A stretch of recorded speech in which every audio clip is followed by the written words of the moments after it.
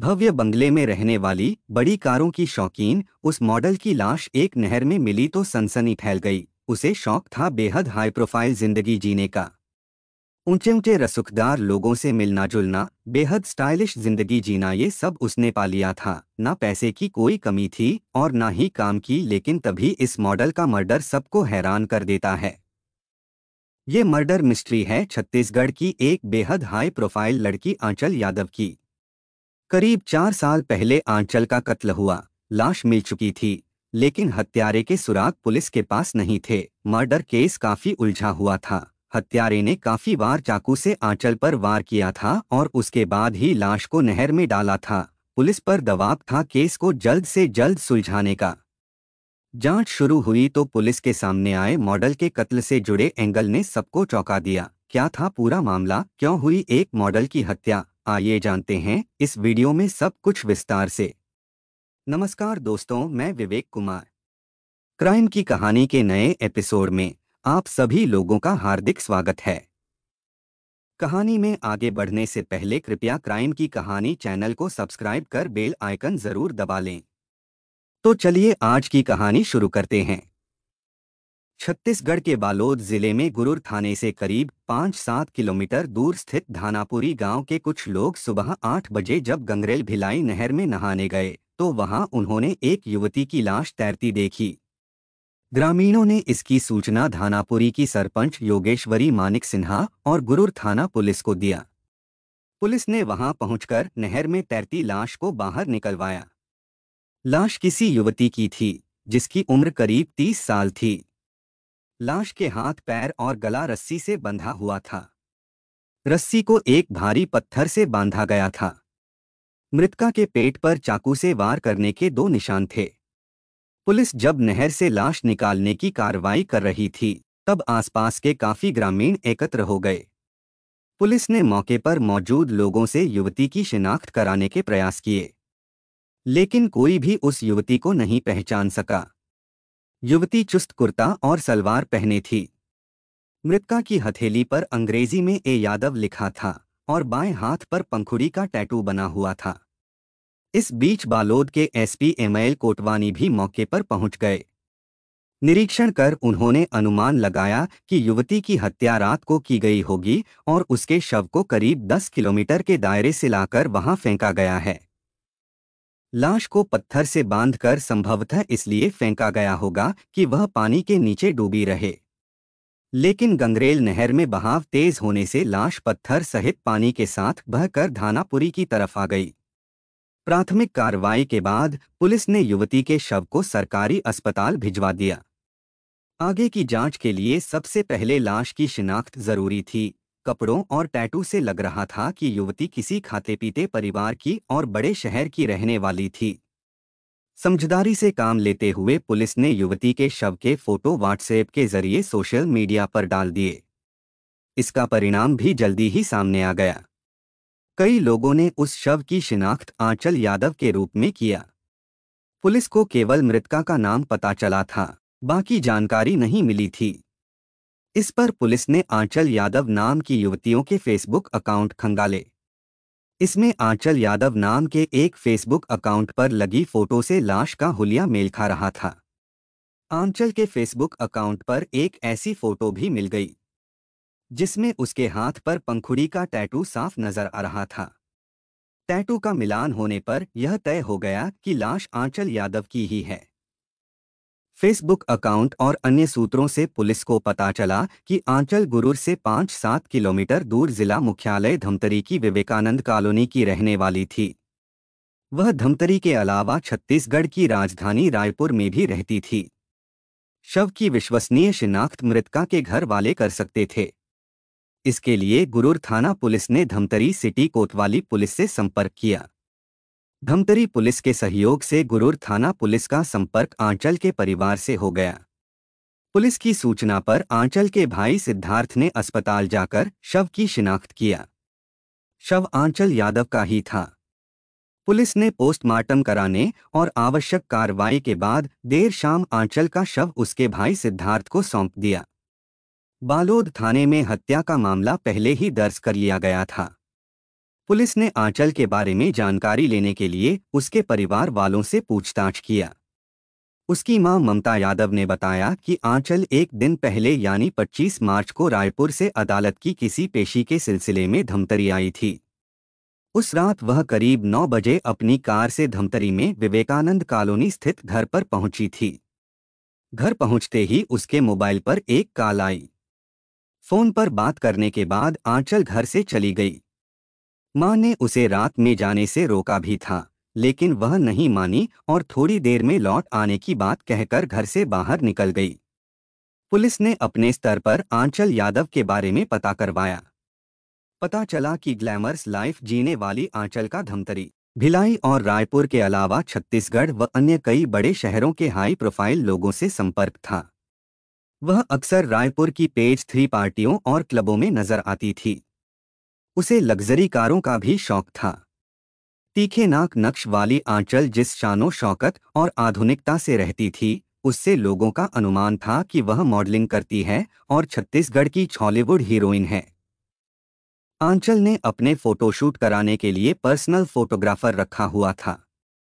हालांकि लोगों ने आंचल को कभी मॉडलिंग करते या किसी फिल्म अथवा एल्बम वगैरह में नहीं देखा था, लेकिन उसका रहन सहन और जीवन शैली किसी फिल्मी हीरोइन से कम नहीं थी। इसलिए सभी उसे मॉडल या हीरोइन समझते थे। आंचल रोजाना फेसबुक और सोशल मीडिया पर एक्टिव रहती थी। वह फेसबुक पर रोजाना अपना एक ग्लैमरस फोटो अपलोड करती थी। अपने फेसबुक अकाउंट पर 25 मार्च को शाम 4:07 पर अंतिम बार उसने एक कुत्ते के साथ वाला फोटो अपलोड किया था। आंचल के फेसबुक पर 22,000 से ज्यादा फॉलोअर्स थे। प्रारंभिक जांच पड़ताल में यह बात भी सामने आई कि फरवरी 2014 में वन विभाग के एक रेंजर की अश्लील सीडी बनाकर आंचल ने उसे ब्लैकमेल कर 3 करोड़ रुपए मांगे थे। इस मामले में उसे पुलिस ने गिरफ्तार भी किया था। कुछ दिन बाद जेल से छूटने पर आंचल ने अपना गृह नगर धमतरी छोड़ दिया था और रायपुर में अकेली रहने लगी थी। आंचल ने अपनी फेसबुक प्रोफाइल पर खुद को रिलायंस लाइफ इंश्योरेंस कंपनी की एग्जीक्यूटिव सेल्स मैनेजर बताया था। पोस्टमार्टम रिपोर्ट में आंचल की हत्या की पुष्टि हो गई। उसके पेट में चाकू से वार करने के निशान थे। यह स्पष्ट नहीं हुआ था कि हत्या से पहले उसके साथ दुष्कर्म हुआ था या नहीं हुआ था। पोस्टमार्टम करने वाले डॉक्टर ने रिपोर्ट में लाश के करीब 12 घंटे तक पानी में रहने की बात कही थी। इससे पुलिस ने अनुमान लगाया कि घर से निकलने के कुछ ही देर बाद आंचल की हत्या कर दी गई होगी। मां ने बताया था कि आंचल के पास मोबाइल था, लेकिन पुलिस को कोई मोबाइल फोन नहीं मिला था। आंचल के घर वालों ने 27 मार्च को धमतरी में उसकी लाश का अंतिम संस्कार कर दिया। आंचल के शव की अंत्येष्टि के बाद पुलिस ने उसके घर वालों से पूछताछ किया। इसमें वही बात सामने आई कि 25 मार्च की रात 9 बजे आंचल के मोबाइल पर किसी की कॉल आई थी। उसके बाद वह अपनी कार घर पर छोड़कर कहीं चली गई थी। वह किसके साथ गई, इसके बारे में आंचल की मां और भाई ने अनभिज्ञता जताई। मां ने इतना जरूर बताया कि आंचल किसी के साथ बाइक पर बैठकर गई थी। आंचल के संबंध हाई प्रोफाइल लोगों से होने और एक बार पहले ब्लैकमेलिंग के चक्कर में जेल जाने से पुलिस ने अनुमान लगाया कि यह हत्या योजनाबद्ध तरीके से की गई है। इसलिए पुलिस ने आंचल के संपर्क वाले लोगों को जांच के दायरे में लिया। साथ ही धमतरी में लगे सीसीटीवी कैमरों के फुटेज खंगालने का काम भी शुरू किया। पुलिस ने आंचल का मोबाइल तलाशने और उसकी लोकेशन का पता लगाने की भी कोशिश किया, लेकिन कुछ पता नहीं चला। आंचल की हत्या का मामला हाई प्रोफाइल होने के कारण दुर्ग रेंज के आईजी हिमांशु गुप्ता 27 मार्च को थाना गुरूर पहुंचे। उन्होंने इस मामले में पुलिस अधिकारियों से आवश्यक जानकारी ली और उन्हें दिशा निर्देश दिए। आईजी ने धमतरी के एसपी बालाजी राव को भी इस मामले में बालोद पुलिस का सहयोग करने का आदेश दिया। आंचल के धमतरी और रायपुर में रहने और कई शहरों के रईस जादों से संपर्क होने की वजह से जांच कई नजरिए से होनी जरूरी थी। इसके लिए पुलिस की 5 अलग अलग टीमें बनाई गईं। इन टीमों ने अलग अलग लोगों को ध्यान में रखकर जांच शुरू किया। इनमें एक कोण पैसे और ब्लैकमेलिंग का भी था। आंचल ने रायपुर के वीआईपी रोड स्थित फ्लावर वैली में करीब 35,000 रुपये महीना किराए पर बंगला ले रखा था। 28 मार्च को पुलिस ने आंचल के इस बंगले की तलाशी लिया। तलाशी में पुलिस को सीडी, लैपटॉप, पेन ड्राइव, वन विभाग के अफसरों के नाम लिखे कुछ दस्तावेज आदि मिले।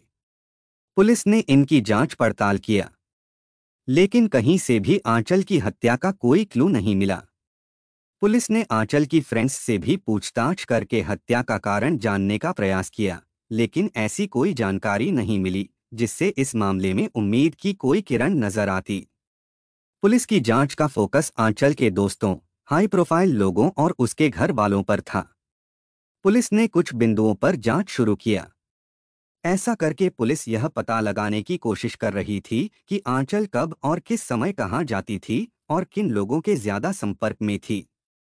अपने महंगे शौक पूरे करने और ग्लैमरस जिंदगी जीने के लिए आंचल के पास आमदनी के क्या स्रोत थे, यह भी जानने की कोशिश की गई।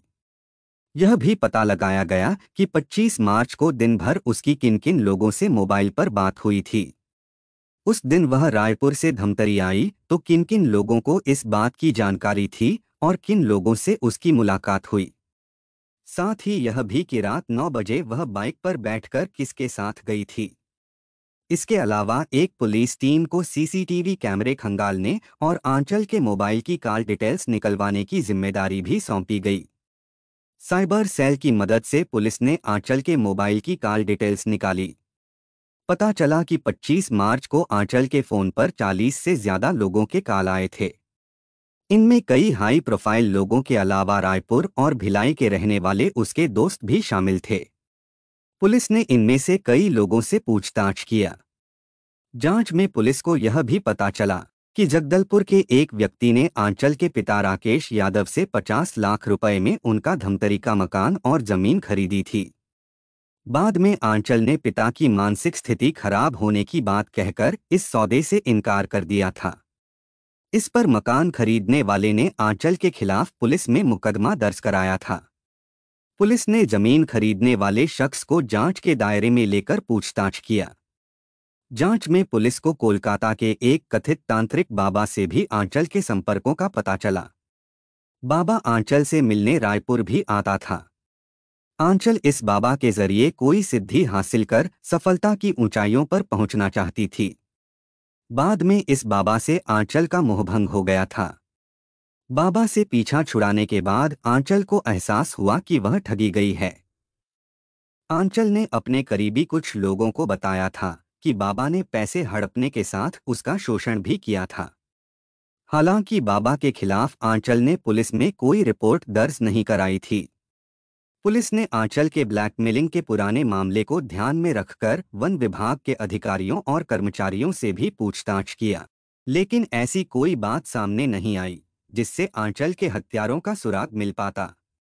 सभी एंगलों पर चल रही जांच पड़ताल के बीच 27 मार्च की शाम दुर्ग के आईजी हिमांशु गुप्ता और बालोद के एसपी एमएल कोटवानी ने धमतरी में आंचल के घर जाकर उसकी मां ममता यादव और भाई सिद्धार्थ से पूछताछ किया। इस पूछताछ में पुलिस को आंचल की हत्या के बारे में कुछ अहम सुराग मिले। इसके बाद पुलिस ने जांच की दिशा तय कर लिया। आवश्यक तथ्य जुटाने के बाद पुलिस ने 30 मार्च की शाम आंचल के भाई सिद्धार्थ यादव को हिरासत में ले लिया। उसे थाने लाकर सख्ती से पूछताछ की गई। बाद में उसे आंचल की हत्या के आरोप में गिरफ्तार कर लिया गया। सिद्धार्थ से पूछताछ के आधार पर उसकी मां ममता यादव को भी गिरफ्तार किया गया। मां बेटे से पूछताछ में जो कहानी उभर कर सामने आई, उसका कारण आंचल की वजह से होने वाली परिवार की बदनामी था। धमतरी के रहने वाले राकेश यादव आबकारी विभाग में निरीक्षक थे। उनका छोटा सा परिवार था। इस परिवार में पत्नी ममता यादव के अलावा बड़ी बेटी थी आंचल और छोटा बेटा सिद्धार्थ था। राकेश यादव ने दोनों बच्चों आंचल और सिद्धार्थ को बड़े लाड़ प्यार से पाला था। आंचल ने धमतरी के एक इंग्लिश मीडियम स्कूल से 12वीं तक की पढ़ाई करने के बाद ग्रेजुएशन किया। इसके बाद उसने एक निजी बीमा कंपनी में काम करना शुरू कर दिया। कहा जाता है कि तीखे नाक नक्श वाली आंचल जैसे तैसे जवान होती गई, वैसे वैसे उसकी खूबसूरती गजब ढाने लगी। आंचल जब आईने में अपना चेहरा देखती थी तो उसे अपनी खूबसूरती पर रश्क होता। उसकी सहेलियां भी उसे हीरोइन कहकर चिढ़ाती थीं। वे उससे कहती थीं कि तू इतनी खूबसूरत है कि फिल्मी हीरोइन भी तेरे आगे पानी भरेंगी। जवानी के साथ बढ़ती खूबसूरती ने आंचल के ख्वाबों की ऊंचाई भी बढ़ा दिया। वह ग्लैमर की दुनिया में नाम कमाने के बारे में सोचने लगी, लेकिन इसके लिए ना तो उसके पास अनुभव था और ना ही ग्लैमर की दुनिया तक पहुंचने का रास्ता उसे पता था। अपने ख्वाबों को पूरा करने के लिए वह आधुनिक परिवेश में ढलती गई और इसी चक्कर में उसके कदम बहक गए। उन्हीं दिनों वह वन विभाग के एक रेंजर के प्यार में उलझ गई। बाद में आंचल ने उस रेंजर की अश्लील सीडी बना लिया। इस सीडी के बहाने वह रेंजर को ब्लैकमेल कर 3 करोड़ रुपए मांगने लगी। रेंजर ने पुलिस में मुकदमा दर्ज करा दिया। इस मामले में सन 2014 में पुलिस ने आंचल को गिरफ्तार किया था। आंचल को करीब 2.5 महीने तक जेल में रहना पड़ा। बाद में वह जमानत पर छूट गई। बेटी की ऐसी गुस्ताखियों से लगे सदमे के कारण पिता राकेश यादव की मौत हो गई। जेल से छूटने के बाद आंचल ज्यादा स्वच्छंद हो गई। उसने धमतरी शहर छोड़ दिया और वह रायपुर जाकर रहने लगी। रायपुर में उसकी जान पहचान कई रईस जादों से हो गई। जल्दी ही उसकी दोस्ती का दायरा रायपुर, भिलाई और दुर्ग के अलावा कई अन्य शहरों के हाई प्रोफाइल लोगों तक फैल गया। वह रायपुर में होने वाली हाई प्रोफाइल नाइट पार्टियों की शान बन गई। रईस जादों से दोस्ती हुई तो आंचल ने रायपुर की फ्लावर वैली में किराए का एक बंगला ले लिया। साथ ही उसने लग्जरी कार भी ले लिया। वह आधुनिक तौर तरीकों और शानो शौकत से ग्लैमरस लाइफ जीने लगी। कभी कभी वह धमतरी भी आ जाती थी। साथ ही कभी उसकी माँ या भाई भी रायपुर आ जाते थे। इस बीच भाई सिद्धार्थ ने धमतरी में किराए पर टैक्सी चलाने का काम शुरू कर दिया था। आंचल भले ही रायपुर में रहती थी, लेकिन उसकी स्वच्छंदता और चाल चलन के किस्से धमतरी में रह रहे भाई सिद्धार्थ और मां ममता के कानों तक पहुंच जाते थे। उन्हें मॉडर्न लाइफस्टाइल के नाम पर आंचल का अश्लीलता बिखेरने वाले छोटे छोटे कपड़े पहनकर पार्टियों में शामिल होना और शराब पीना अच्छा नहीं लगता था। इससे उनके परिवार की बदनामी हो रही थी। आंचल के कारण सिद्धार्थ और ममता को लोगों के ताने सुनने पड़ते थे। बदनामी की वजह से सिद्धार्थ की शादी भी नहीं हो रही थी। इसे लेकर आंचल और सिद्धार्थ में अक्सर विवाद होता रहता था। आंचल और सिद्धार्थ के बीच पिता की संपत्ति का भी विवाद था। आंचल ने 3 डॉगी पाल रखे थे। इनमें से एक डॉगी का नाम उसने अपने छोटे भाई सिद्धार्थ उर्फ जिमी के नाम पर जिमी रखा हुआ था। कई बार आंचल अपने भाई को जलील करने के लिए उसके टुकड़ों पर पलने वाला कुत्ता तक कह देती थी। बेटी के रहने सहने के ढंग और भाई के साथ उसके व्यवहार से मां भी परेशान थी। 25 मार्च को आंचल रायपुर से पेशी के सिलसिले में धमतरी आई थी। वह अपनी कार से अपने 3 पालतू कुत्ते भी लाई थी। शाम करीब 7 बजे अपनी काले रंग की कार से वह घर पहुंची। थोड़ी देर बाद उसका भाई सिद्धार्थ से पुरानी बातों को लेकर विवाद हो गया। इस पर आंचल ने भाई से कहा कि तुम मेरी कमाई पर पल रहे हो, तुम्हारी औकात घर के पालतू कुत्ते जिमी जैसी है। यह सुनकर सिद्धार्थ को गुस्सा आ गया। उसने आंचल को 2 तमाचे जड़ दिए। चांटे खाने से तिलमिलाई आंचल ने अपने बैग से चाकू निकाला और सिद्धार्थ पर हमला कर दिया। इससे सिद्धार्थ के हाथ पर जख्म हो गया और खून रिसने लगा। खून बहता देखकर सिद्धार्थ अपना आपा खो बैठा। उसने आंचल से चाकू छीन लिया और उसी से आंचल के पेट पर कई वार किए। फिर उसने तब तक उसका गला दबाए रखा जब तक कि उसके प्राण नहीं निकल गए। इस घटना के वक्त आंचल की मां ममता घर में ही थी। वह बाथरूम में काम कर रही थी। ममता बाथरूम से कमरे में आई तो आंचल फर्श पर पड़ी थी। उसके पेट से खून बह रहा था और सांसें थम चुकी थी। सिद्धार्थ ने मां को सारी बात बता दिया। मां भी आंचल की हरकतों और तानों से त्रस्त थी, इसलिए वह बेटे का साथ देने को तैयार हो गई।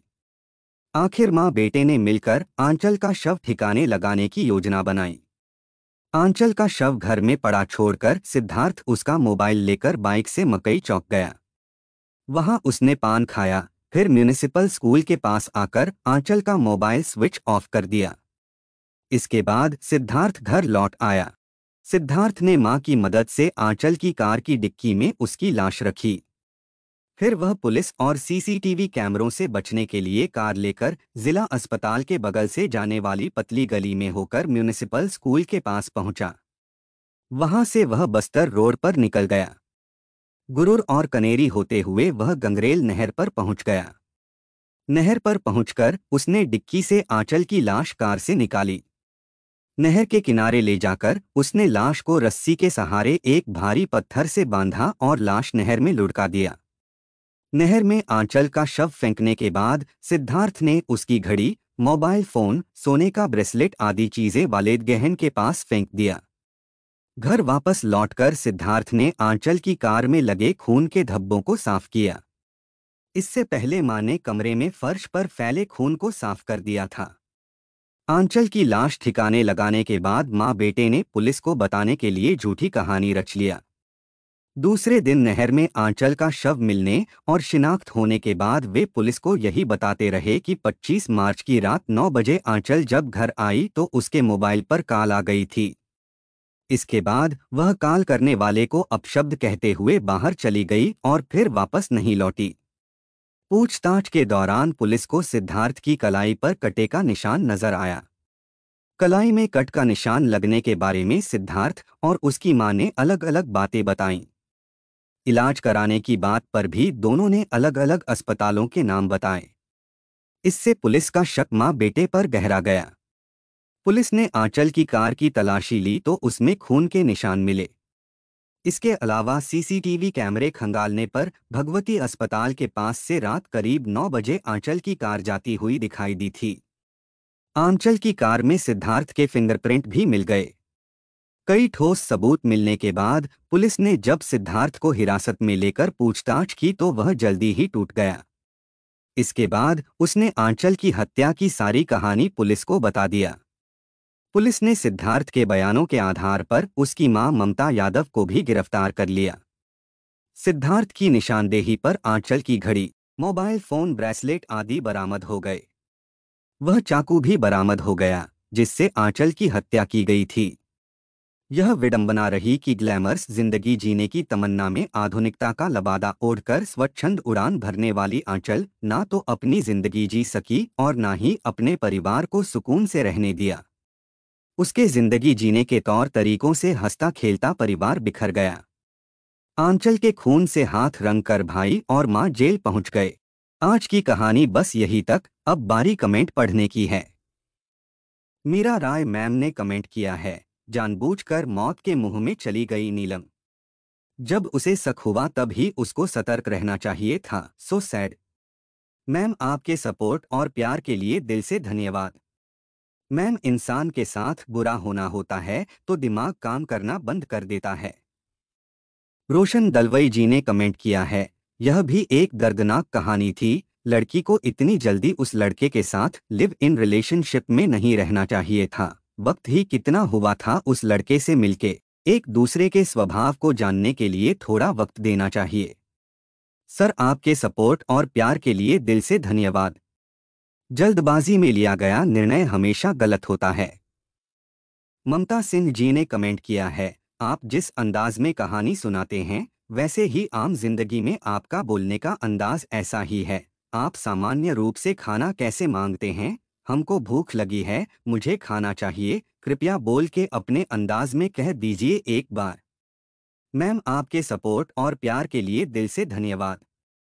मैम मैं भी एक नॉर्मल इंसान हूँ और नॉर्मल इंसानों जैसा ही सब काम करता हूँ, वैसे ही बोलता हूँ, वैसे ही रहता हूँ।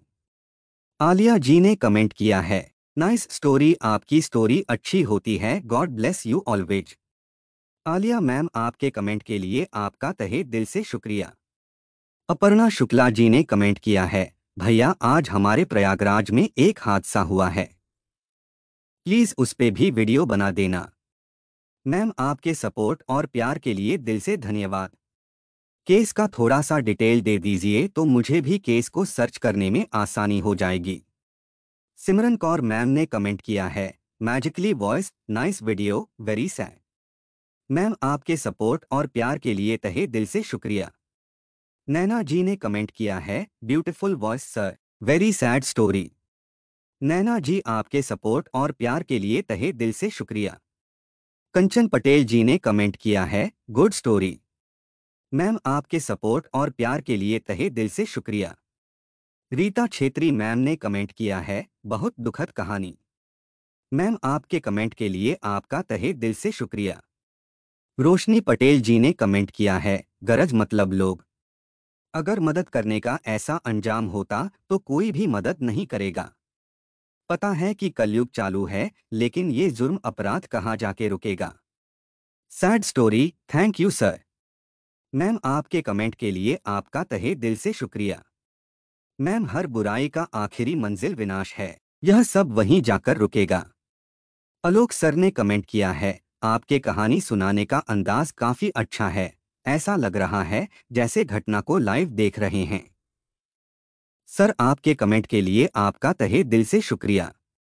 मेरे कुछ भाई और बहन ऐसे भी हैं जो डेली के लिसनर्स हैं, हर वीडियो को देखते हैं और कमेंट करते हैं, जैसे Kalpana Limbu ji, Gurjot Singh sir, Raqib sir, Rahul Jaykar sir, Narendra Joshi sir, Aarti Chauhan ji, Sarita Rai ji, Nadia Umbar Lodi ji, Mahesh Rastogi ji, Zafar Khan ji और सभी भाई बहनों को शुक्रिया जो मेरे वीडियो को लाइक शेयर और कमेंट करते हैं।